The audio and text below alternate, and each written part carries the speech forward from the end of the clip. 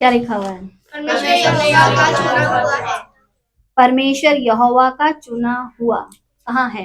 परमेश्वर यहोवा का चुना हुआ, ठीक कौन है।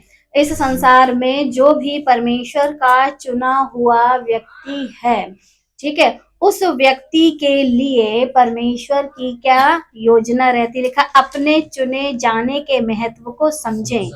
अगर कोई व्यक्ति, कोई मनुष्य, कोई प्राणी परमेश्वर का चुना हुआ है तो उसको अपने चुने जाने के महत्व को समझना है। आज हमें और आपको अपने चुने जाने के महत्व को समझना है। आज अगर मसीह मंथन इस संसार में काम कर रहा है परमेश्वर की सही खरी शिक्षा को लेकर के, तो आपको खुद को समझना होगा, क्योंकि परमेश्वर जब किसी के कंधों पे कोई जिम्मेदारी देते हैं तो वो जिम्मेदारी इस वजह से नहीं देते हैं कि वो इंसान बहुत फेमस है, इस वजह से नहीं देते हैं कि वो इंसान बहुत खूबसूरत है, इस वजह से नहीं देते हैं कि वो इंसान बहुत पैसे वाला है। परमेश्वर उस मनुष्य के मन को देखते हैं, उसके जीवन को देखते हैं, लेकिन ऐसा नहीं कि हर चुना हुआ व्यक्ति पूरी रीति से पूरी जिंदगी परफेक्ट रहे, क्योंकि बाइबल के अनुसार बहुत से ऐसे व्यक्ति जो चुने हुए तो थे लेकिन एक ऐसे टाइम पर वो बिगड़ गए, और उसी में के एक व्यक्ति की कहानी हम देखेंगे। अब आप बता सकती है कौन है? राजा दाऊद। हमने आपको हिंट दी है, फिर भी है सुलेमान। हाँ, जिन्होंने कहा राजा सुलेमान।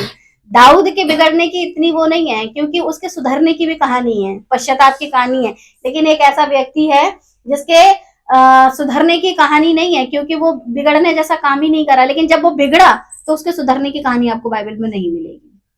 उस व्यक्ति का क्या नाम है? सुलेमान। राजा सुलेमान। आज का जो विषय है वो हमारा क्या है? अपना चुना हुआ जो आपका जीवन है वो कब बिगड़ जाता है? कोई भी टाइम हो सकता है, उसके बिगड़ने की कोई उम्र नहीं है, उसके बिगड़ने का कोई समय नहीं है। और एक सबसे बड़ी समस्या क्या है ना, जब इंसान की वैल्यू नहीं होती है और परमेश्वर उसको वैल्यू दे, उसके बाद उसको उस वैल्यू को समझना है। जब हम अपनी वैल्यू को समझेंगे तो नहीं बिगड़ेंगे, लेकिन जब हम भूल जाते हैं, जब सुख विलास आता है ना, बहुत कुछ अच्छा हो जाता है जीवन में, तब मनुष्य क्या करता है? परमेश्वर को भूल जाता है। लिखा है एक साधारण से इंसान को परमेश्वर ने राजा का पद दिया। भले ही ये खुद राजा का बेटा था, लेकिन उस राजा का कोई एक ही बेटा नहीं था कि उसी को पद मिलता। उसके और भी पत्नियां थी, जिनके और भी बच्चे थे, जिसके अनुसार कोई भी उसका राजा दाऊद का बेटा राजगद्दी पर बैठ सकता था। और इसकी कंडीशन तो ये थी कि ये बतसेवा का बेटा था, और इस कंडीशन में ये तो पत्नी ही जायज नहीं थी, वो तो ऐसे ही किसी और की पत्नी रख ली गई थी। तो इस कंडीशन में ये नहीं था कि इसको ये पद मिलता, इसकी कोई वैल्यू नहीं थी। बाकी जैसे और सारे राजा दाऊद का एक बेटे के विषय में तो ऐसा लिखा है कि वो बहुत खूबसूरत था। जब वो अपने बालों को उतारता था तो ढेर लग जाते थे, उसकी खूबसूरती का ठिकाना नहीं था, क्योंकि बाइबल उसकी खूबसूरती के विषय में बताती है। अब सोचे, खूबसूरत, बलवान, लंबा चौड़ा, तगड़ा, तंदुरुस्त, उसके बारे में इंसान बात करेगा कि इसके बारे में? हालांकि जब हमने इसकी फोटो रखी बहुत खूबसूरत, लेकिन सोचो अगर इतनी खूबसूरत, वो कहीं और ज्यादा खूबसूरत था। उसके बावजूद भी इस व्यक्ति को परमेश्वर ने चुना अपने काम के लिए, और राजा दाऊद से कहा कि जो बेटा तेरा हो उसका नाम सुलेमान रखना, और वही मेरे नाम का भवन बनाएगा। तो इसको एक पद मिला था, राजा सुलेमान को एक पद दिया गया था। और जब इसको ये जब सब चीजें मिली तो लगभग उम्र उसकी क्या रही होगी? 30 ईयर्स, ठीक है। और तब उसने राज किया, और कितने वर्षों तक राज किया? पूरे 40 साल तक। लिखा है व्यवस्था विवरण 17 का 14। जब कोई राजा चुना जाता था, जब तू उस देश में पहुंचे जिसे तेरा परमेश्वर यहोवा तुझे देता है और उसका अधिकारी हो, और उनमें बस कर कहने लगे कि चारों ओर की सब जातियों के समान मैं भी अपने ऊपर राजा ठहराऊंगा। ये बात तब चल रही है व्यवस्था विवरण की, कि जब इजरायली लोग जंगल के मार्ग में ही थे और उनको ये परमेश्वर ने आज्ञा दी थी कि जब तुम आगे चल करके अपने देश में कनान में बसोगे, और बसने के बाद जब काफी समय गुजर जाएगा और सब आसपास की जातियों में देखोगे सबके राजा हैं, फिर बोलोगे कि हमें भी हमारे ऊपर ऐसा एक राजा चाहिए। तो वो जो राजा चाहिए, उस राजा के लिए क्या क्या नियम थे? प्रजा के लिए भी नियम थे, याजकों के लिए भी नियम थे, पुरनियों के लिए भी नियम थे और राजा के लिए भी नियम थे। तो ये जो राजा जो बनने का जो परमेश्वर ने नियम ठहराया था, हम आज उन नियमों के विषय में जानेंगे कि एक राजा बनने के बाद भी आपको किन किन नियमों का पालन करना है। क्योंकि जब कोई मनुष्य चुना जाता है तो उसके साथ साथ उस पर नियम कानून व्यवस्था लागू की जाती है कि उसको अपना जीवन कैसे जीना है। वैसे ही इस व्यक्ति के लिए था। लिखा व्यवस्था विवरण 17 का 15, तब जिसको तेरा परमेश्वर यहोवा चुन ले अवश्य उसी को राजा ठहराना। यहाँ पर राजा जो बनेगा अपनी मर्जी से नहीं बनेगा कि ये बाप का ये बेटा है तो यही बनेगा। उन बेटों में भी परमेश्वर जिसको चुन लेगा। बेटे कई थे, लेकिन राजा दाऊद के जिस बेटे को परमेश्वर ने चुना अवश्य उसी को राजा ठहराना। क्योंकि राजा जब शाऊल बना था अपनी मर्जी से नहीं बना, परमेश्वर ने कहा जा कि इसके पुत्र को उसको अभिषेक कर और वो राजा बनेगा। फिर कहा ईशे के पुत्र को, वो भी कौन सा 8 भाई में से सबसे छोटे वाले को, उसका रंग रूप मत देखना, डील मत देखना, लेकिन मैं जिसके के लिए कहूँ उसी को। तो जब जब कोई राजा चुना जाता था वो किसकी ओर से चुना जाता था? लिखा है ना, तब जिसको तेरा परमेश्वर यहोवा चुन ले अवश्य उसी को राजा ठहराना। अपने भाइयों ही में से किसी को अपने ऊपर राजा ठहराना। अपने भाइयों का मतलब इजराइलियों में ही कोई तुम्हारे ऊपर राजा बने, अन्य जातियों में से नहीं। किसी परदेशी को जो तेरा भाई ना हो अपने ऊपर अधिकारी नहीं ठहरा सकता। ये नियम थे राजा के। यहूदियों में से 12 गोत्रों में से ही कोई एक गोत्र का हो तो ही तुम्हारा राजा बन सकता है। फिर व्यवस्था विवरण 17 का 16, और वह बहुत घोड़े ना रखे। ये वो जो राजा बनेगा उसके लिए नियम शर्तें लागू कि उसके पास बहुत सारे घोड़े ना हो, और ना इस मनसा से अपनी प्रजा के लोगों को मिस्र में भेजे। मिस्र की तरफ बहुत सारे घोड़े लेने के लिए आपको नहीं जाना, क्योंकि यहोवा ने तुमसे कहा है कि तुम उस मार्ग से फिर कभी ना लौटना। जिस मार्ग से परमेश्वर तुमको लेकर के आया उस ही मार्ग में वापस जाकर के मिस्र में मत जाना, और वहां से बहुत सारे घोड़े लेकर के मत आना। क्योंकि आप लोगों को फ्राइडे वाले दिन जब भाभी के यहाँ प्रेयर थी तो एक आयत थी कुछ, है ना, किसी को घोड़ों का और हम तो यहोवा का नाम लेंगे। तो वो आयत वो अध्याय वहां पर अधूरा था, उसको हम यहाँ पर क्या कर रहे हैं? पूरा कर रहे हैं। क्योंकि आपको जब हमने ये आयत बताई थी तो लोग कहते हैं कि अरे लोगों को बहुत पैसे का घमंड है, लोग पैसों पर भरोसा रखते हैं, लोग अपने जान पहचान पर भरोसा रखते हैं, लेकिन हम तो अपने जीवित परमेश्वर पर भरोसा रखते हैं। क्योंकि वो क्या मोटिवेशनल। लेकिन मैंने आप लोगों से पूछा था कि जब राजा दाऊद ने इस बात को लिखा था तो उसके पीछे उसकी मनसा क्या थी? और उसने अपनी मर्जी से नहीं लिखा था, उसने व्यवस्था को पढ़ के लिखा था। व्यवस्था को, क्योंकि तुम लोग क्या करना, बहुत घोड़े मत रखना। जो राजा हो ना उसको बहुत घोड़े रखने की जरूरत नहीं है। मिस्र की तरफ मत जाना उन चीजों को लेने की, क्योंकि मिस्र में बहुत अच्छी क्वालिटी के घोड़े पाए जाते थे। एक पहली शर्त। फिर लिखा है व्यवस्था विवरण 17 का 17, और वह बहुत स्त्रियां भी ना रखे, ऐसा ना हो कि उसका मन यहोवा की ओर से पलट जाए, और ना वह अपना सोना रूपा बहुत बढ़ाए। आपको बहुत सारी औरतें रखनी नहीं है, लेकिन आपको अपने लिए बहुत सारा धन भी नहीं रखना कि कहीं ऐसा ना हो धन की बढ़ती, औरतों की बढ़ती के कारण आपका जो दिमाग है, आपका जो मन है वो परमेश्वर को भूल जाए। आज पूरे संसार में जब हमारे जीवन में अच्छा खाना, अच्छा पहनना, अच्छा ओढ़ना, अच्छा जीवन होता है तो ऐसे कंडीशन में भूल जाते हैं। और जब परमेश्वर को भूल जाते हैं, लेकिन परमेश्वर को फिर याद कब करते हैं? दुख में। जब हमारे जीवन में ये सारी चीजें नहीं होती हैं, चली जाती हैं, इन चीजों की हमें लालसा बनी रहती, तब हमें परमेश्वर याद आता है। और जब इन सब चीजों की बहुत आयत होती है तो फिर हम परमेश्वर को भूलने लगते हैं। इसको स्टॉप कर दें। अगर बहुत सारी स्त्रियां हैं या बहुत सारा रुपया है, आपका मन जो है इन सब चीजों में परमेश्वर को भूल जाएगा। ये मन एक ऐसी वस्तु है जिस पर लगाम नहीं है। जुबान के लिए भी कहा गया है कि इस पे लगाम रखो, शरीर के लिए भी कहा लगाम रखो, लेकिन मन एक ऐसी चीज है जो दिखती नहीं है। अब उस पर लगाम कैसे रखो? समस्या ये है। तो उस पर लगाम आप तभी रख सकते हैं जब आप अपने शरीर की सुनना बंद कर दोगे, क्योंकि शरीर आत्मा के विरोध में लालसा करता है और आत्मा शरीर के विरोध में लालसा करती है। जब हम परमेश्वर के वचन को पढ़ने के लिए बाइबल को जब पढ़ना शुरू करते हैं तो कई बार ऐसा होता है, हर एक की लाइफ में होता है कि अगर आप परमेश्वर के वचन को पढ़ना शुरू करते हो, इतनी अच्छी नींद तो कभी आपको दारू पी के भी नहीं आएगी, गोलियां खा के भी नहीं आएगी, जितनी अच्छी नींद जैसे ही बाइबल पढ़ना शुरू कर दो, एक अलग सी ही खुमारी, एक अलग सी नींद आपको चढ़ेगी कि आपको बाइबल के जो शब्द हैं 2 के 4 दिखेंगे, इतना तो दारूबाज को भी नहीं दिखेंगे। तो एक ऐसी कंडीशन है कि शरीर जो है परमेश्वर के, और आप कुछ भी कर लो, आप फोन चला लो, आप कोई नॉवेल पढ़ लो, आप किसी तरीके की कोई स्टोरी पढ़ लो, कुछ भी काम कर लो, आपको कभी नींद ऐसी नहीं आएगी। लेकिन जैसे ही आप परमेश्वर के बाइबल वचन को लेकर के बैठोगे, 17:17 में, और वह बहुत सी स्त्रियां भी ना रखे, ये किसके विषय में बात चल रही है? सुलेमान के विषय में नहीं, एक राजा को नियम दिए जा रहे हैं। अभी वो आज्ञाएं जो एक राजा जब आप चुनोगे तो उस राजा को कौन कौन से नियमों का पालन करना है। और ऐसा नहीं कि सिर्फ सुलेमान को, जो भी राजा चुना जाएगा, पहला राजा शाऊल चुना गया, उसके लिए भी यही नियम थे, फिर राजा दाऊद चुना गया, उसके लिए भी नियम थे, फिर राजा सुलेमान था, उसके भी नियम थे, फिर राजा रहोबियाम उसका बेटा, उसके लिए भी नियम थे। इसी प्रकार जितने इजराइल और यहूदा के राजा थे, उन सबके लिए नियम एक ही थे। राजा बदल रहे थे, नियम नहीं बदल रहे थे। अच्छा, यही नियम जब यीशु राजा आए इस पृथ्वी पर, तो उनके लिए भी यही नियम थे। यीशु राजा के पास कितनी पत्नियां थी? ठीक है। यीशु राजा के पास कितनी धन दौलत थी? कुछ नहीं था। यीशु राजा के पास कौन सा महल था? सर धरने के लिए जगह तक नहीं थी। तो सारे नियमों का पालन फिर कौन से राजा ने किया? यीशु राजा ने, क्योंकि वो व्यवस्था को अपने चित्त में लगाए हुए थे, और उसका एक एक बिंदु, एक एक मात्रा को इस पृथ्वी पर आकर के सिर्फ उन्होंने ही पूरा किया है।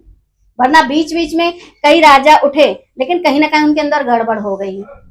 गड़बड़ी इसलिए थी क्योंकि कोई भी मनुष्य परफेक्ट नहीं था, लेकिन कुछ कुछ ऐसे थे। अब सबसे ज्यादा समस्या पता क्या है? जिसको सबसे ज्यादा बुद्धि मिली, सबसे संसार का सबसे ज्यादा ज्ञान मिला, उस राजा के चांस बिगड़ने के बहुत ज्यादा हो गए। सबसे बड़ी समस्या क्या है कि जिसको नियम कायदे कानून जो दिए गए थे, वो बार बार उनको चिताया बताया जाने के लिए उनको भविष्यवक्ता भी दिए जाते थे। ऐसा नहीं था कि खाली नियम बता दिए, साथ ही साथ लोग भी मिलते थे जो उनको सपोर्ट करते थे।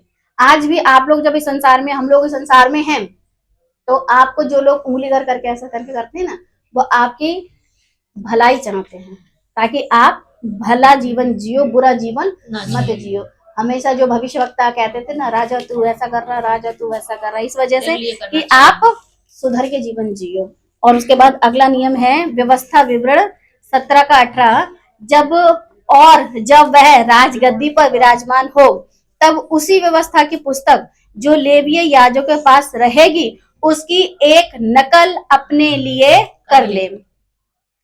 एक व्यवस्था की जो पुस्तक है वो है किसके लिए? याजकों के लिए। और दूसरी पुस्तक किसके लिए है? राजा के लिए। राजा के लिए, राजा जब अपने सिंहासन पर बैठेगा, तो ये जो पुस्तक है मेरे और आपके लिए भी कितनी महत्वपूर्ण है? बहुत। जब याजकों के लिए महत्वपूर्ण है, राजा के लिए महत्वपूर्ण है, तो जाहिर सी बात है, देखो राजा बोलेगा तो प्रजा सुनती है और प्रजा मानती है। ठीक, फिर वो जब मंदिर में जाते हैं, याजक और महायाजक बोलेंगे तो प्रजा सुनती है और प्रजा मानती है। अब जब दोनों ही गड़बड़ कर जाए तो फिर प्रजा किसकी सुनेगी? प्रजा कब नहीं सुनती है? जब राजा में गड़बड़ी हो। प्रजा कब नहीं सुनती है? जब याजकों और महायाजकों में गड़बड़ी हो। और यही गड़बड़ी का कारण आज भी कि अगर चर्च का पास्टर और लीडर सही नहीं बता रहा है, तभी तो चर्च में गड़बड़ी चल रही है। गड़बड़ी चर्च के पास्टर लीडर में है, क्योंकि वो व्यवस्था की बातों को नहीं सुन रहे हैं। व्यवस्था विवरण 17 का 19, और वह उसे अपने पास रखे और अपने जीवन भर उसको पढ़ा करे, जिससे वह अपने परमेश्वर यहोवा का भय मानना और इस व्यवस्था का और इन विधियों की सारी बातों के मानने में चौकसी करना सीखे। चौकसी का मतलब सावधानी के साथ जीवन भर पढ़ा करें। तो आप लोग बताइए, आप अपने जीवन में बाइबल को कितना पढ़ते हैं? अगर जीवन भर पढ़ने के लिए कहा गया तो आपको ये इस बात की गारंटी आप दे दो कि आप कितने साल तक जियोगे? कितने साल तक जियोगे? 50 साल। गारंटी दो, आज ही गारंटी दो कि आज नहीं मरोगी। मैं तो गारंटी की बात, मर जाए तो फिर कैसे 70-80 साल? वो तो बाइबल के अनुसार है कि बल के कारण 70-80 आप नहीं पहुंच पाए अगले दिन तक, आप नहीं पहुंच पाए अगले घंटे तक, आपकी सांसें नहीं पहुंच पाई अगले सेकंड तक। तो जीवन भर का मतलब है जीवन के हर एक पल में आपके पास परमेश्वर के वचन को पढ़ने का समय निकालोगे, क्योंकि परमेश्वर का वचन आपको दिया गया है पढ़ने के लिए। और अगर जो चीज पढ़ने के लिए दी जाती है मनुष्य उसे क्या करे, पढ़े। जो चीज खाने के लिए दी जाती है उसे खाओ।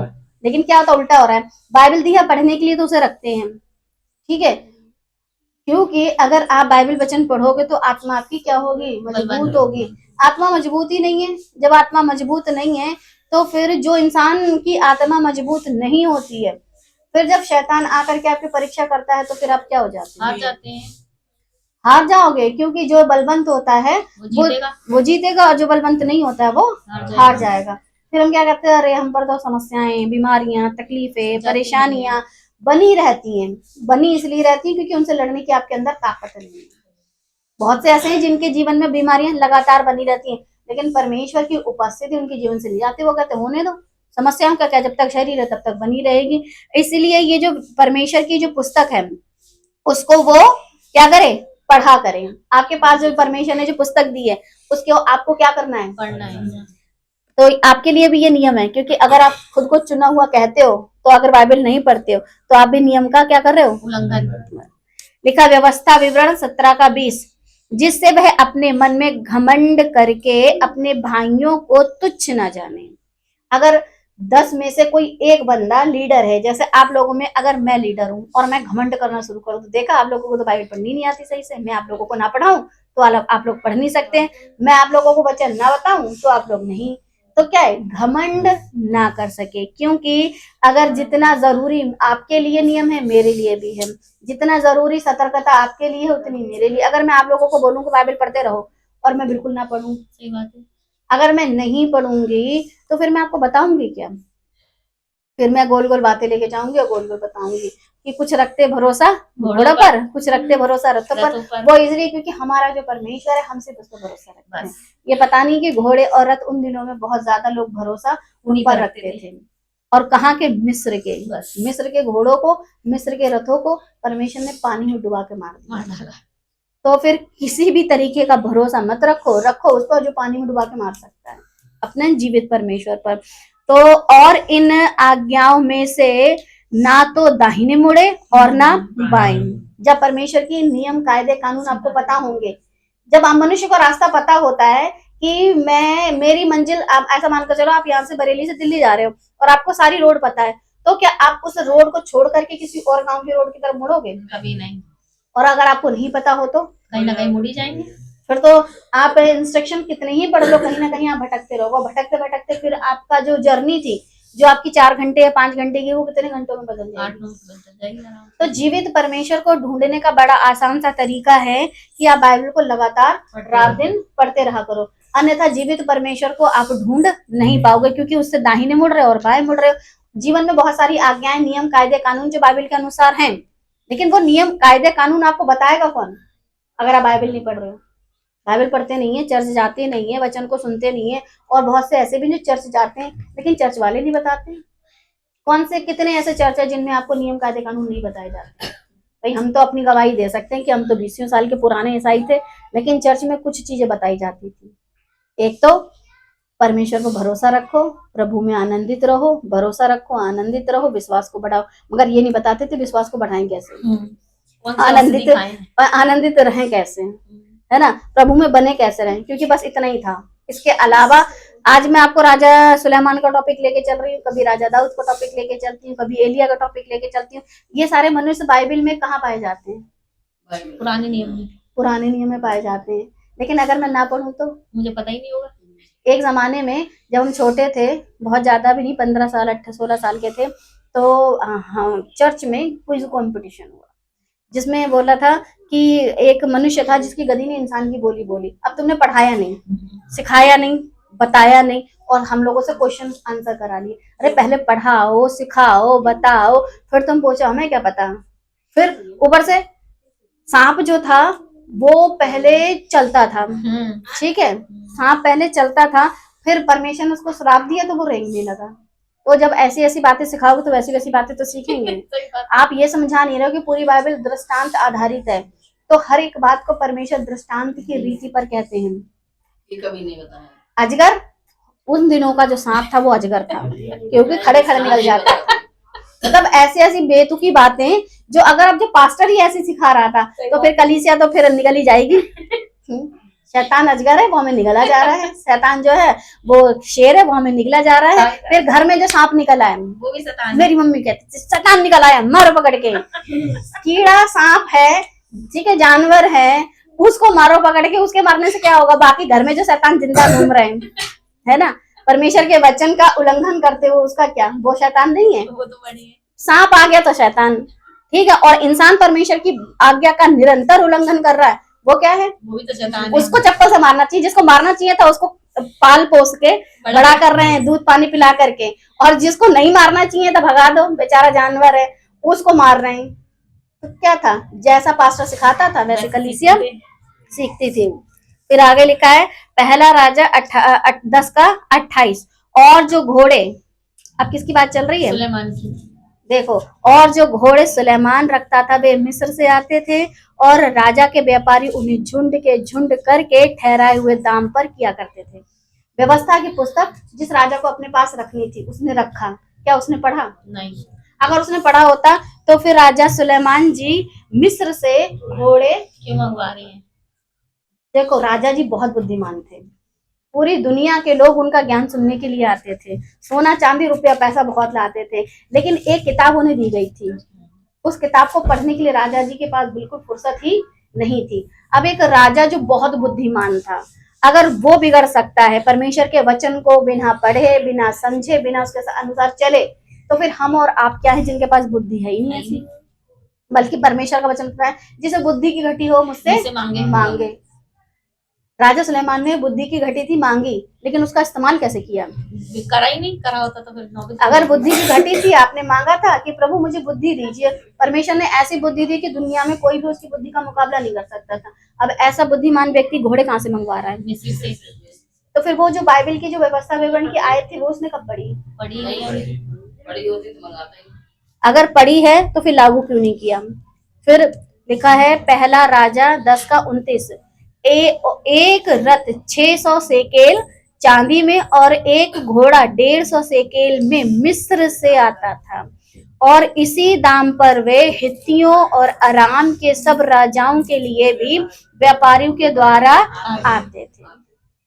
अब इसका तौल देखिए, 600 सेकेल चांदी में, जबकि बाइबल के अनुसार उसको बहुत सारी चांदी सोना नहीं रखना था, बहुत सारे रथ नहीं रखने थे, और स्पेशली मिस्र की तरफ तो उसको मुंह ही नहीं करना था। और ये कहाँ अपना काम कर रहे हैं भाई साहब? बुद्धिमान व्यक्ति है, बुद्धिमान व्यक्ति की बुद्धि को देखो कि उसने परमेश्वर के वचन को दरकिनार करके और सब चीजें मिस्र से मंगाई। वो तो चलो ठीक था, मिस्र से रिश्तेदारी करी, वहां का जो राजा फिरौन था उन दिनों का, उसकी बेटी से उसने विवाह किया। इसे कहते हैं क्या फायदा ऐसी बुद्धि का, जब आप परमेश्वर का, एक तरफ तो उसने परमेश्वर का भवन बनाया, शाबाश बहुत अच्छा काम किया, दूसरी तरफ तुमने किसके लिए भवन बनाए? अपनी रानियों के लिए, उनकी वो जो देवियां ब्याह के लाए थे, वो देवियां जो अपने साथ देवियां लाई थी और अपने साथ देवता लाए थे, कौन कौन से देवता? सेक्स के देवता, सेक्स के देवता, ऐसे बेतुके वाले, और क्या कहते हैं, बच्चों को जिंदा अर्पण करने वाले, ऐसे वाले देवी देवता, मतलब इतने घिनौने, जिन्हें बाइबल बताती घिनौने, जिनका नाम लेना भी गुनाह है, घिनौने देवी देवता वो लाते थे, और ये उनके लिए भी भवन बनाते थे। ऐसे बुद्धिमान व्यक्ति परमेश्वर का एक तरफ भवन बना रहे हो और दूसरी तरफ ऐसी हरकतें कर रहे हो, तो परमेश्वर ऐसे इंसान को पसंद नहीं करता कि एक तरफ मुंह से हालेलुया प्रेज द लॉर्ड चल रहा है, परमेश्वर का काम चल रहा है, और दूसरी तरफ तुम्हारे जीवन से संसारिक और संसारिकता नहीं जा रही है। चांदी सोना जो भी आ रहा है तुम्हारा, जो भी तुम घोड़े ला रहे हो, वो सब कहाँ से जा रहे हो तुम लेने के लिए? मिस्र से, जबकि परमेश्वर ने इसको आज्ञा दे रखी थी, और आज्ञा तो दे रखी थी, व्यवस्था की एक पुस्तक भी दे रखी थी। आज कितने हैं हम में से जो लोग ये कहें कि मेरे पास बाइबल नहीं है? सबके पास है। उसके बावजूद भी दुनिया की सबसे नंबर 1 बिकने वाली किताब, सबसे वर्ल्ड में सबसे जो क्या कहते हैं जाति है, ईसाई सबसे बड़ी जाति है, बाइबल सबसे ज्यादा बिकती है, करप्शन सबसे ज्यादा फिर भी ईसाइयों में पाया था। ईसाई के नाम पर अगर किसी को पता चल जाए ये लड़के ईसाई है, 2 मिनट में पटा लेंगे, 2 मिनट में पटा लेंगे। सोचो, ऐसी अपनी वो बना रखी वैल्यू, क्योंकि परमेश्वर के वचन बाइबल को तो पढ़ते ही नहीं है। फिर लिखा है दूसरा इतिहास 1:16, जो घोड़े सुलेमान रखता था वे मिस्र से आते थे। आपको मिस्र बहुत हाईलाइट होकर के दिखाई दे रहा है, जबकि यही तो आज्ञा थी कि मिस्र के साथ आपको किसी भी तरीके का लेन देन नहीं करना है, और राजा के व्यापारी उन्हें झुंड के झुंड ठहराए हुए दाम पर लिया करते थे। आप अपना एक कीमती पैसा ऐसे देश को दे रहे हो जिस देश से परमेश्वर को चिढ़ है, और चिढ़ की वजह क्या है? क्योंकि वहां हद से ज्यादा जीवित परमेश्वर को छोड़ हाथ की बनाई आकृतियों के पीछे लगे रहते हैं। हमारा क्या कहते हैं, नदी उनका देवता है, मेढक उनके देवता हैं, कुटकियां उनके देवता हैं, और सूरज चांद तारे उनके देवता। सब तरीके की जितनी भी दिखती हुई सृष्टि है सबको वो ईश्वर मानते हैं, सृष्टिकर्ता को नहीं मानते हैं। तो फिर सृष्टिकर्ता तो नाराज होंगे ना ऐसे लोगों से। लिखा है दूसरा इतिहास 1:17, एक रथ 600 सेकेल चांदी पर और एक घोड़ा 150 सेकेल पर मिस्र से आता था, और इसी दाम पर वे हित्तियों के सब राजाओं और अराम के सब राजाओं के लिए उन्हीं के द्वारा लाया करते थे। ये मैं आपको 2 किताबों से बराबर पढ़ा रही हूँ, राजाओं की पुस्तक और इतिहास की पुस्तक। 2 किताबों में बराबर इन कामों का जिक्र है। अब बाइबल के अनुसार यदि कोई व्यक्ति दोषी पाया जाता है तो 2 या 3 गवाहों पर।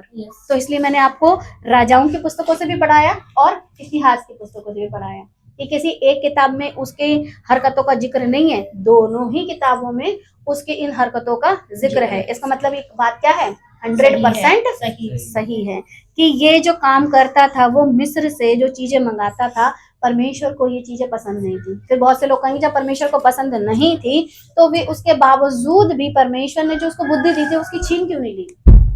बुद्धिमान ही रहा, बुढ़ापे तक सुकून से रहा, 40 साल उसने इजराइलियों पर राज्य किया। परमेश्वर जो चीज दे देता है वो दे देता है, ठीक है। लेकिन उसके बाद उसका जब लेने का समय आएगा तो जरूरी नहीं थी आज ही दिया तो आज ही ले लें। कभी आप लोगों ने अपने, कहते नहीं, एक डायलॉग है बड़ा अच्छा सा लगता है सुनने में, हथेली पे सरसों नहीं उगती। सरसों कहाँ उगती है? खेत में। और कितना टाइम लगता है? काफी टाइम लगता है। जब टाइम, अच्छा कटती कब है? जब वो पक जाती है अच्छी तरीके से, बढ़िया तरीके से जब सूख जाती तो वैसे ही हर एक का जो काम है वो तुरंत तो उसका न्याय नहीं होता है, दे दिया, लेकिन उसका एक समय परमेश्वर ने ठहराया है। दूसरा इतिहास 9:13, और जो सोना प्रति वर्ष सुलेमान के पास पहुंचा करता था उसका तौल 666 यानी 666 किक्कार था। राजा के लिए नियम था कि बहुत सारा सोना अपने पास नहीं रखना है, और वही राजा कितना रख रहा था? 666। 666 की मोहर किसके ऊपर लगी हुई है? राजा के ऊपर, राजा सुलेमान। लोगों को बड़ा डर है कि 666 हम पे ना लग जाए, हम पे ना लग जाए। ये राजा जब इसका जन्म हुआ था तो यीशु मसीह के आने से बहुत साल पहले ये खुद 666 की खुद मोहर बना बैठा था, 666, क्योंकि कोई भी काम परमेश्वर की व्यवस्था के अनुसार तो कर नहीं रहा था। तो अगर परमेश्वर की व्यवस्था के अनुसार नहीं करा तो फिर किसके अनुसार कर रहा था? शैतान। तभी तो उसकी मोहर उसके ऊपर है। सोना चांदी ज्यादा से ज्यादा वो रख रहा है। स्त्रियां के तो आप लोगों को पता ही होगा कितनी थी, 1000, ज्यादा नहीं थी, 1000 थी। 700 रानियां और 300 रखेलियां, कुल मिलाकर टोटल कितनी हो गई? 1000। जबकि कहा था कि बहुत सी स्त्रियां ना रखे, तो बहुत सी स्त्रियां भी रखी। कहा बहुत सा सोना ना रखे, तो 666 किक्कार उसका तौल हुआ करता था जो आता था। और उसके बाद फिर घोड़े एक से बढ़कर एक, वो भी कहां से ला रहा था? मिस्र से, जहां ये काम इसको नहीं करना था। हर आज्ञा जो परमेश्वर ने ठहराई थी उसको ये क्या कर रहा है? बार बार तोड़ रहा है। अच्छा, इसका जो सिंहासन था उसमें मुझे कुछ इस टाइप का चित्र नहीं मिला, फिर भी 3-3 शेर लगा दिए, हालांकि 6-6 शेरों का जिक्र है। और इसका जो सिंहासन था वो ऐसा था कि शेर थे, इधर भी शेर हैं, इधर भी शेर बने हुए हैं। लिखा है दूसरा इतिहास 9:19, 6 सीढ़ियों के दोनों ओर एक एक सिंह खड़ा हुआ बना था, वे सब 12 हुए, किसी राज्य में ऐसा कभी ना बना। उसका जो सिंहासन था, 6 सीढ़ियां थी, हर सीढ़ी पर एक शेर, तो 6 इधर शेर थे और 6 इधर शेर थे। इस प्रकार 12 शेर थे, और बीच में अपने आप को बब्बर शेर करके भाई साहब बैठा करते थे बुद्धिमान व्यक्ति। और बुद्धिमान व्यक्ति ने परमेश्वर की आज्ञा को तोड़ा। और जब परमेश्वर की आज्ञा को तोड़ा तो उसके खानदान का, उसके परिवार का, उसके जो बेटे थे, उसके पास राज्य के नाम पर क्या बचा? कुछ भी नहीं, एक ही बस बचा। 12 गोत्र थे, 12 गोत्र में से कितना बचा? 2, 10 छीन लिया। जब आप परमेश्वर की आज्ञा का उल्लंघन करते हो तो फिर परमेश्वर छीन छीन लेता लेते है हैं। और ऐसे को दे देता है, नौकर को दे दिया हाँ। जैसे कहते हैं नौकर, उसे दे दिया। तो जब परमेश्वर आपको मान, प्रतिष्ठा, सम्मान दे तो डरो कि परमेश्वर मुझे आपकी आज्ञा को और भय के साथ मानना है, ना कि ऐसे घमंड में। लिखा भजन संहिता 20 का 7, किसी को रथों का और किसी को घोड़ों का भरोसा है, परंतु हम तो अपने परमेश्वर यहोवा ही का नाम लेंगे। अब आप लोगों से एक सवाल, जब ये आयत लिखी गई थी तो राजा सुलेमान जी के टाइम पर लिखी गई थी या पहले लिखी गई थी या बाद में लिखी गई थी? राजा सुलेमान के टाइम पर जब वो जवान था तब लिखी गई थी, मुझे लगता है ये।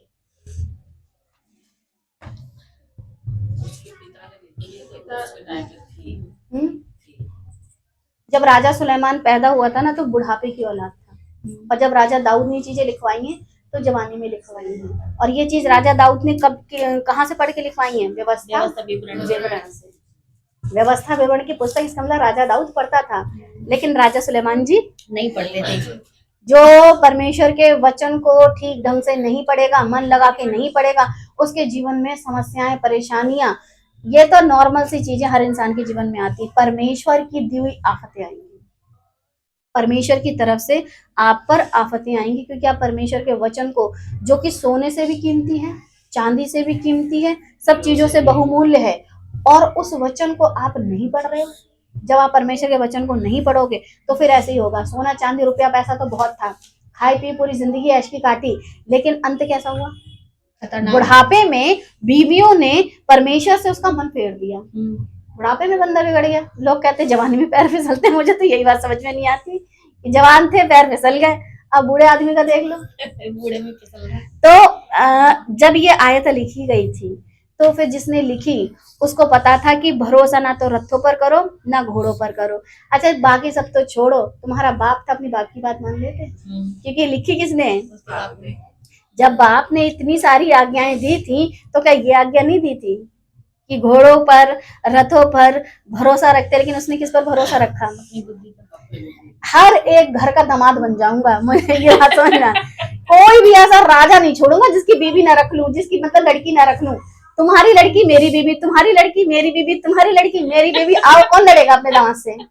इस चक्कर में राजा सुलेमान ने एक भी युद्ध नहीं किया। इसे कहते हैं राजनीति। मैं ऐसे ऐसे काम करूंगा अपनी बुद्धि से, क्या परमेश्वर को प्रसन्न कर पाए वो? नहीं। क्या फायदा है ऐसी दौलत का, ऐसी शोहरत का, ऐसे पैसे का, कि जीवित परमेश्वर को आप नाराज करके बैठे हो।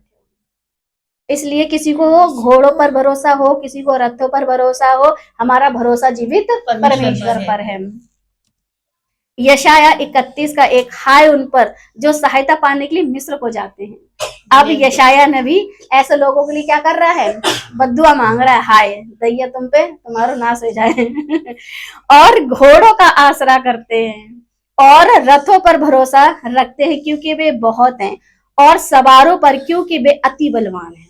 मिस्र के घोड़े, मिस्र के सवार बहुत अच्छे हैं, बहुत ताकतवर हैं, लेकिन हाय उन पर, मतलब तुम पर श्राप पड़ जाए।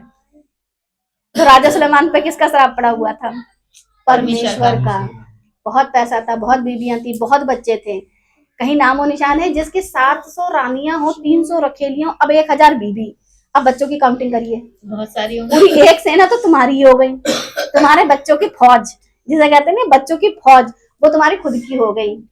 और उसके बावजूद भी एक लड़का जैसे तैसे 2 गोत्रों पर राज कर पाया, जैसे तैसे, अब वो भी बहुत ज्यादा नहीं, क्योंकि परमेश्वर का क्रोध कमाओगे तो परमेश्वर आपका खानदान दिखाना है कि मैं बेटो, पोतो, परपोतो सब पर क्या करता हूँ? पितरों का दंड दिया करता हूँ। जब आशीषें तुम्हारे खानदान पर हैं तो फिर श्राप भी तुम्हारे पूरे के पूरे खानदान पर है।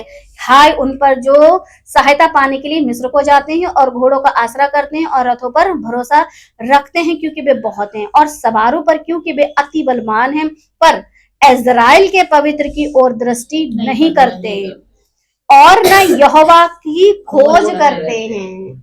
मिस्र को जा रहे थे, हाथ में जो एक नकल दी गई थी बाइबल की, उसको यानी कि पुराना नियम तोहरा जिसे कहते हैं, उसको नहीं पढ़ रहे थे, व्यवस्था की पुस्तक नहीं पढ़ रहे थे, भाई साहब बिगड़ गए। इतनी बुद्धि पाकर भी परमेश्वर का वचन यदि आप नहीं पढ़ोगे तो आप चाहे साइंटिस्ट हो जाओ, चाहे डॉक्टर हो जाओ, चाहे इंजीनियर हो जाओ, चाहे कुछ भी हो जाओ, अगर परमेश्वर के वचन के अनुसार आपको पता है, देखो एक साइंटिस्ट कहता है कि बंदर से इंसान बना, उसी साइंटिस्ट से पूछो अब के बंदर कब इंसान बनेंगे, क्योंकि उन्होंने बहुत हद कर रखी है। पूरी दुनिया में बंदरों ने, स्पेशली हमारे हिंदुस्तान में बंदरों ने आफत कर रखी है। लोगों के घरों के कपड़े ले जा रहे हैं और जाने क्या क्या चीजें ले जा रहे हैं, खाना वाना ले जा रहे हैं। ये कब इंसान बनेंगे? हम थक गए हैं इन बंदरों से, इन्हें भी इंसान बनाओ। लेकिन आज तक बंदर बंदर ही और इंसान इंसान ही। ना तो इंसान आगे प्रवृत्ति, देखो बंदर से हम इंसान तो बन गए, अब इंसान से कुछ और भी बना दो। खाली बस इंसान तक लाकर ही कहानी ठप कर दी। जो देखो एक छोटा सा पौधा होता है, वो पहले बीज होता है, बीज के बाद फिर वो थोड़ा सा पौधा होता है, पौधे के बाद छोटा पेड़ होता है, उसका फिर एक बड़ा पेड़ हो जाता है, फिर वो फल देना शुरू कर देता है, फिर एक दिन वो कट के गिर जाता है। हमारी कहानी भी किस ऐसी है कि हम छोटे से बंदर थे, फिर बड़े से बंदर हुए, फिर बहुत बड़े बंदर हुए, फिर बच्चे पैदा करे, बच्चों की शादी ब्याह करी और मर गए। हम वो हैं क्या? हम क्या है? परमेश्वर ने अपनी समानता और अपने स्वरूप में इंसान को बनाया, लेकिन जो बाइबल को नहीं पढ़ते हैं वो क्या कहते हैं? बंदर हमारा बाप। हाँ, बंदर हमारा बाप, क्योंकि हम उसी से बढ़ते बढ़ते बढ़ते बढ़ते यहाँ तक। लेकिन जो बंदर हैं अब वो इंसान कब बनेंगे? और जो इंसान है वो इंसान से आगे कब बनेंगे? तो क्या है, कोई तो अपना भरोसा अपनी बुद्धि पर रख रहा है, कोई अपने पैसे पर रख रहा है, कोई किसी चीज पर रख रहा है, कोई किसी चीज पर रख रहा है। राजा जी, आपको एक किताब दी गई थी, उसका क्या करा आपने? राजा सुलेमान जी, आपके हाथों में व्यवस्था की पुस्तक दी गई थी, क्योंकि हर राजा के लिए नियम था कि पुस्तक वो रखे, ठीक है, रखे। आज मेरे और आपके लिए भी परमेश्वर यीशु मसीह कहेंगे तुम लोगों के पास भी भेजिए। तुम्हारे पास भी तो बाइबल दी थी जब मैं उसका न्याय कर सकता हूँ तो तुम्हारा क्या नहीं करूंगा। जब व्यवस्था की पुस्तक चित्त से ना उतरने पाए तो कहाँ गई व्यवस्था की पुस्तक और कहाँ गया तुम्हारा चित्त? तो जब वहां परमेश्वर न्याय करने में देर नहीं करता, जिसको परमेश्वर ने बहुत कुछ दिया है, तो आप ये सोचो कि मुझे तो कुछ दिया ही नहीं है, इसका मतलब क्या है? एक चीज तो दी आपको, उसे क्या कहते हैं? परमेश्वर की व्यवस्था की पुस्तक। लिखा है यशाया 31 का 3, मिस्री लोग ईश्वर नहीं है। आप जिन पर भरोसा रख रहे हो ना, जिनके घोड़ों पर, जिनके रथों पर, वो लोग कौन है? ईश्वर नहीं है, मनुष्य ही है। मिस्री लोग ईश्वर नहीं है, क्योंकि वहां के जो लोग थे वो सोचते थे मिस्र से बढ़िया घोड़े लाओ, मिस्र से बढ़िया रथ लाओ, उसके बाद कोई युद्ध में हमें जिता नहीं सकता, सॉरी हरा नहीं सकता है, किसी की हिम्मत नहीं जो हरा दे। लेकिन वहीं यशाया क्या बोल रहा है? मिस्री लोग ईश्वर नहीं, मनुष्य ही है, और उनके घोड़े आत्मा नहीं है, मांस ही है। हमारा जो परमेश्वर है वो क्या है? आत्मा है। जहाँ युद्ध होगा वहां परमेश्वर क्या पहुंचा नहीं, या उनको जिताया नहीं? जिताया। लेकिन इनको भरोसा किस पर था? घोड़ों पर। जबकि जिनके विषय में कहा जा रहा है कि उनके अंदर आत्मा नहीं है, मांसी है। जब यहोवा हाथ बढ़ाएगा तब सहायता करने वाले और सहायता चाहने वाले दोनों ठोकर खाकर गिरेंगे। जब यहोवा हाथ बढ़ाएगा तुम पर विपत्ति लाने के लिए, अगर परमेश्वर हाथ बढ़ा दे, फिर तुम चाहे किसी भी प्रकार के कवच में घुस जाओ, तभी मर जाओगे। अभी बीते दिनों में आया था कोरोना, हर बंदा घर में घुस गया था, फिर भी कोरोना जाने कितनों के अंदर घुस गया था, और उसके चलते परिवार का परिवार बचा तो लेते अपनी दवाइयों से, बचा तो लेते अपनी किसी भी प्रकार की कोई भी इंस्ट्रूमेंट से, या फिर किसी भी तरीके के मास्क से, या किसी भी तरीके से।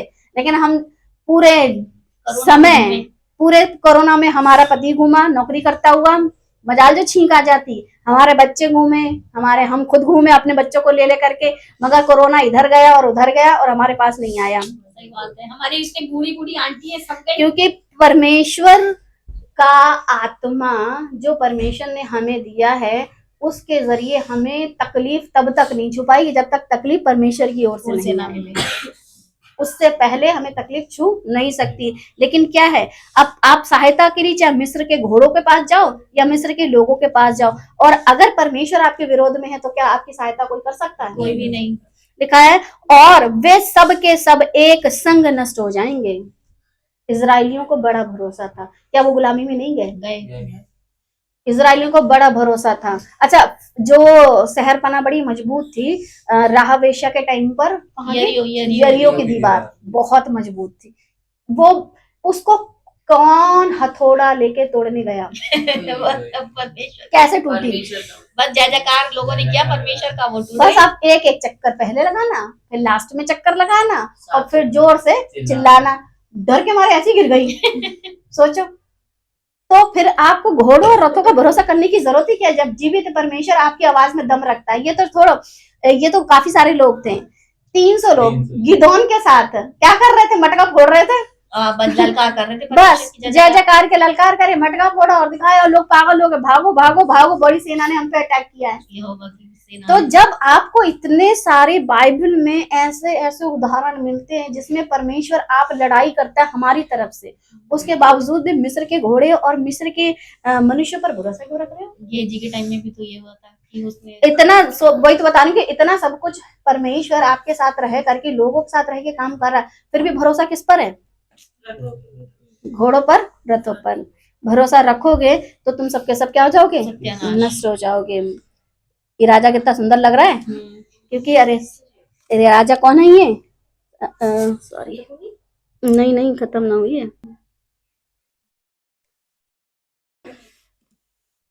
दूसरा इतिहास 9:29, आदि से अंत तक सुलेमान के और सब काम, क्या नातान नबी की पुस्तक में और शीलोवासी अहिया की नबूवत की पुस्तक में और नाबाद के पुत्र यारोबाम के विषय इद्दोदर्शी के दर्शन की पुस्तक में नहीं लिखे गए? मतलब ये सारे काम परमेश्वर के लोगों के जो भी उसने किए हैं, परमेश्वर ने उन पुस्तकों में लिखाए गए हैं। हमारे पास बहुत सारी हिस्ट्री नहीं है, लेकिन हाँ हमारे पास एक हिस्ट्री है जो ये बताती है कि बुढ़ापे में एक ऐसा राजा जिसको परमेश्वर ने बुद्धि, शान शौकत, इज्जत दौलत सब कुछ दिया, किस चीज की कमी परमेश्वर ने छोड़ी? जो इसको क्या कहते हैं, मिस्र से रिश्ता रखने की पड़ गई। जब परमेश्वर के संसार में आपको अच्छा जीवन दे रहा है, अच्छी तंदुरुस्ती दे रहा है, इस संसार में अपना ज्ञान दे रहा है, इस संसार में परमेश्वर आपको चुनता है। इस संसार में बहुत सारे लोग ऐसे हैं जो सूरज पे भरोसा रखते हैं, चांद पे भरोसा रखते हैं, हाथ की बनाई हुई आकृतियों पर भरोसा रखते हैं, लेकिन जीवित परमेश्वर ने अपने आप को आप पर प्रकट किया है, और फिर भी आप अपने चुने जाने को नहीं समझ रहे हो। जब इस व्यक्ति ने अपने चुने जाने को नहीं समझा, तो इसकी अच्छी बातें और बुरी बातें दोनों ही परमेश्वर ने बहुत सारे लोगों के द्वारा लिखवाई, ताकि लोग क्या करें, इनसे सीखें। आप सीखो कि ऐसा व्यक्ति जिसके पास इतनी बुद्धि थी, अगर वो बिगड़ सकता है, तो मैं और आप अपना जीवन कितनी सतर्कता के साथ परमेश्वर के साथ जिए। जब जब कहीं पर कोई इस तरीके के परमेश्वर के खिलाफ काम होते हैं, एक किसी ने स्टेटस डाला ईसाइयों की शादी में, ईसाई लोग ऐसे मस्त पिक्चर के गाने पे नाच रहे थे, झूम रहे थे, तो फिर मैंने नीचे कमेंट में बस इतना ही लिखा, ऐसे ही ईसाइयों ने तो बेड़ा गर्क करके रखा हुआ है। लोग कहते कि अरे वहां तो बहुत डीजे बज रहा था, ईसाई तो बहुत कमर मटक रहे थे, वहां तो ईसाइयों ने ऐसा करा, वहां तो ईसाई ने ऐसा करा। तुम एक अलग ही हो कि पिक्चर नहीं देखनी है, पिक्चर को गानों पे नहीं नाचना है, स्टेटस गलत नहीं डालना है, और पिक्चरों में आपको अपना जीवन नहीं देना है, अपने बच्चों को ऐसी जगह नहीं ले जाना है। जब हम ये सारी चीजें सिखाते हैं तो फिर क्या होता है, अरे तुम नई बातें बता रही हो। हम नई बातें बता रहे हैं, जैसा परमेश्वर की व्यवस्था में लिखा है उसके अनुसार इसने नहीं किया तो ये बिगड़ गया। जैसा परमेश्वर, क्योंकि हम एक मनुष्य के जीवन में आप दो तरीके से जीवन नहीं जी सकते हो। देखा, एक मनुष्य दो स्वामी की सेवा नहीं कर सकता, या तो शैतान की कर लो या फिर यीशु की कर लो, है ना, या तो शैतान की सेवा कर लो, क्योंकि जितने ये काम है वो किसकी मर्जी से चलते हैं, शैतान की। तो फिर या तो उसकी मर्जी अपने जीवन में पूरी कर लो या फिर परमेश्वर की मर्जी अपने जीवन में पूरी कर लो। तो एक गिलास में दो तरीके का पानी नहीं, यानी कि एक सोते से दो रंग का पानी नहीं निकलता। एक मनुष्य दो स्वामी की सेवा नहीं कर सकता, फिर एक मनुष्य एक तरफ जीसस सॉन्ग और दूसरी तरफ फिल्मी सॉन्ग कैसे कर सकता है? ये करने में आप बड़े टैलेंटेड हो। एक गिलास में आधा ठंडा पानी आधा गर्म पानी, दोनों को मिक्स करके मत देना मुझे, अलग अलग करके दो एक ही गिलास के अंदर। क्या कर सकते हो? नहीं। तो फिर अपने जीवन में मसीही और अपने जीवन में फिल्मी, ये दोनों गाने कैसे चला सकते हो? एक ही तरफ हो जाओ ना, या तो परमेश्वर की तरफ हो लो या फिर शैतान की तरफ। हालेलुया बोल करके पिक्चर के गाने पे नाचते हुए ईसाई, हाँ हालेलुया बोलते हुए पिक्चरों के गाने में मटकते हुए पास्टर कहलाते हैं, और ना तो खुद सीख रहे ना कलीसिया को सिखा रहे। और हम वो हैं जो कलीसिया को सिखाते हैं तो बंदे भाग जाते हैं, और भाग के जाते हैं क्योंकि ये हमसे पिक्चर, अरे हमारे यहाँ डीजे बजेगा तो क्या हम नाचेंगे नहीं? हम दुनिया में नहीं है तो नाचो, एक दिन हम नाचेंगे। जब तुम नरक में बड़े सड़ रहे होगे तब हम नाचेंगे। नाचने का समय तो ऐसा तो नहीं है कि हमें नहीं मिलेगा, हमें भी मिलेगा। गाने का सबका समय है, जब हर एक काम का समय है तो नाचने का समय तो हमें भी मिलेगा कि हमने तुम्हें बहुत बताया, अब बल्ले बल्ले और तुम थल्ले थल्ले। आज भले ही तुम कितना ही कर लो शैतान दी क्या कहते हैं, शैतान थल्ले पैरा थल्ले और यीशु बल्ले बल्ले बल्ले बल्ले। और उसके बाद जैसे पिक्चर के गाने बजते वैसे वैसे तुम फिर बल्ले बल्ले शुरू करते हो। तो फिर एक दिन ऐसा आएगा कि तुम फिर खुद ब खुद शैतान के पैरों थल्ले नहीं, शैतान के साथ उसी थल्ले वाली जगह में रहोगे, जो थल्ले यानी कि नीचे वाली जगह है वहीं रहोगे। एक राजा बहुत खूबसूरत था, बहुत पैसे वाले था, उसको एक चीज दी गई थी, जैसा कहते हैं व्यवस्था की नकल, उसका उसने इस्तेमाल नहीं किया। और उसके बाद फिर उसका क्या हुआ, बुढ़ापे में बिगड़ गया। ठीक है, आप और हमारे पास अगर बचपन से लेकर के जवानी, जवानी से लेकर के अधेड़, जिस भी उम्र में परमेश्वर का वचन है, अगर उसको वैल्यू नहीं दोगे तो हम भी बिगड़ जाएंगे। जरूरत ही नहीं है आजकल बिगाड़ने की कि कोई बाहर से आके बिगाड़े। वो तो लाया बीवियां ब्याह के, तब उन्होंने बिगाड़ा। आपको तो जरूरत ही नहीं है, आप ऐसे ही घर बैठे बैठे बिगड़ जाओगे। क्योंकि अब जो सिस्टम ऐसे चल रहे हैं वो आपको बाहर से तकलीफ नहीं देंगे, आपको अंदर से तकलीफ देंगे। और अगर सुधरना चाहते हो तो अपने चुने जाने को सोचो कि एक ऐसा व्यक्ति जिसके पास बहुत बुद्धि थी वो बिगड़ सकता है। तो फिर हम लोग कौन सी पूंजी है, कौन से खेत के बैगन है, हम तो भूल ही नहीं गए, हम कौन से खेत के बैगन है, लुढ़क ही जाएंगे।